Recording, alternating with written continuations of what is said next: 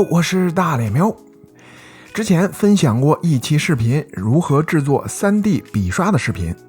然后呢，就有朋友问我能不能把别的模型的细节抠下来做成笔刷。那这期的视频呢，就分享一下如何把别的模型的细节变成 3D 笔刷。这里呢，打算提取这个人脸的模型，点击圆柱体，然后选择平面，点击生成多边形网格体 Ctrl+D 细分到第5级就差不多了。接着按住 Ctrl 把4个边呢都遮罩住， Ctrl+W 创建新的组。遮罩住的边框呢，相当于是一个界限，制作的时候呢，不要超出这个界限。接着在插入这里选择刚才的人头模型，调整一下人头的位置，只把脸部呢露出来。然后 Ctrl+Shift 选择这个 Knife Curve 笔刷，把多余的地方呢给切割掉。继续再调整一下，尽量让这个头部呢居中，并且不要超出刚才的界限。转到侧面后呢，想切割掉多余的部分，这样并不好切，因为侧面呢看不到平面的位置。打开地面后呢，就可以看到这个绿色的线了，那它就代表了平面的位置。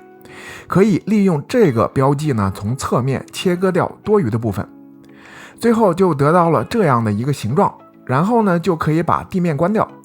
接着选择平面这个子工具，在合并这里点击向下合并。现在人头和平面就合并在一起了，但是如果以当前的模型来做笔刷的话，最后生成的只是普通的 Alpha， 并不是 3D 的 VDM 笔刷。看它的线框图，脸的形状呢，并不是由平面本身形成的，而是另外的一个组。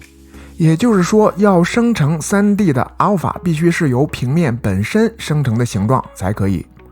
接下来呢，按住 Ctrl 点击当前的历史记录，然后把历史记录往回拽回到平面刚分好组这里。键盘 B 键 H 键选择这个笔刷。那如果笔刷太小的话呢，不太容易画出来，把笔刷调大一点，尽量一笔就画出来，不要重复涂抹。这样操作以后呢，脸的形状就是由平面本身形成的了。接着 B 键 L 键选择 Layer 笔刷，复制一个笔刷，避免影响到正常的 Layer 笔刷。然后呢，在笔刷这里点击从网格创建笔刷。这次呢，生成的就是 3D 的笔刷了。笔刷的样式选择拖拽，强度调到100，这样就可以随时在别的模型上去应用这个形状了，非常的方便。然后再根据自己的需求继续细化都是可以的。